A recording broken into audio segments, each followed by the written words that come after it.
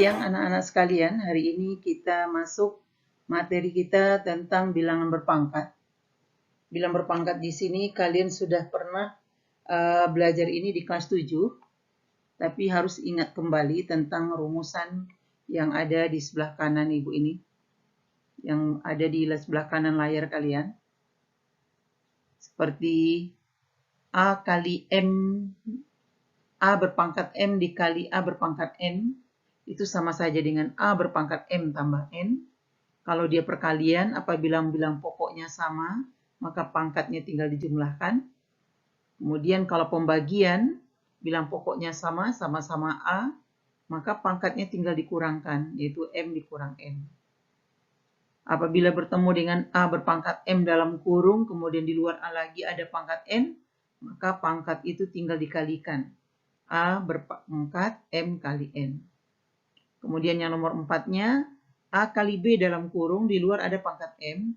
Artinya kalau kita buka kurung ini, dia akan menjadi A berpangkat M kali B berpangkat M. Yang kelima, A per B. Kemudian tutup kurung berpangkat M. Kita buka kurungnya atau kita lepas kurung, dia akan menjadi A berpangkat M per A B berpangkat N. Nah, kemudian definisi bilang berpangkat 0. Untuk A elemen bilangan real dan A tidak boleh sama dengan 0, maka akan berlaku A berpangkat 0 itu hasilnya 1. Jadi berapapun bilangan itu kalau pangkatnya 0, maka tetap hasilnya 1. Seperti 10 pangkat 0, ya 1. 5 pangkat 0, 1. 1000 pun dipangkatkan 0 hasilnya tetap 1 asal tidak 0 pangkat 0. 0 berpangkat 0 tidak didefinisikan. Kemudian pangkat bulat negatif. A berpangkat negatif M ini bisa dirubah menjadi bilang berpangkat positif. Caranya A berpangkat negatif M kita jadikan sebagai penyebut. Maka dia akan menjadi 1 per A berpangkat M. Nah, sekarang kita coba langsung praktek pada contoh-contoh soal kita. Ini akan kita kerjakan. Kalian perhatikan cara merubah dari setiap soal ini. Yang pertama, 4 berpangkat negatif 3, kita akan mengubah menjadi berpangkat positif. Maka dia kita pakaikan rumus yang di sini. Ya, menjadi 1 per 4 berpangkat 3. Kemudian tentukan hasilnya. Nah, berarti kita harus sampai mencari hasil di sini. Artinya 1 per 4 berpangkat 3. Ingat kembali catatan kalian nih. Waktu di kelas 7 juga. 4 berpangkat 3 artinya 4 itu kita kalikan sebanyak 3 kali. Ya. 4 kali 4. 16 kali 4, 64. Jadi hasilnya 1 per 64.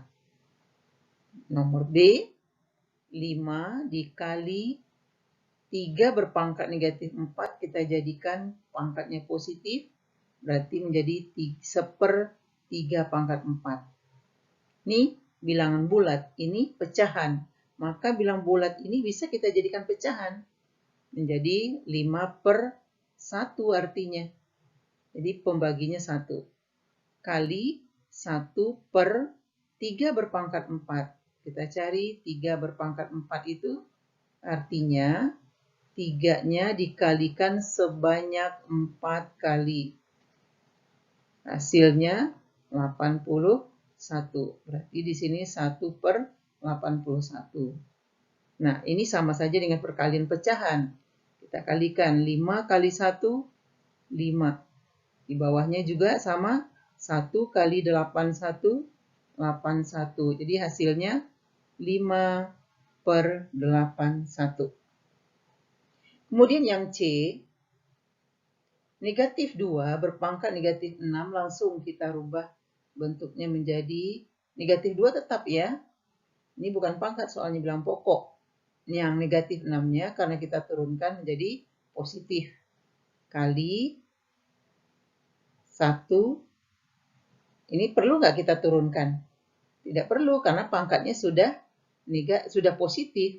Berarti dia tetap negatif 2 berpangkat 5. Nah, sekarang sama dengan, bilang pokoknya udah sama nih, sama-sama negatif 2.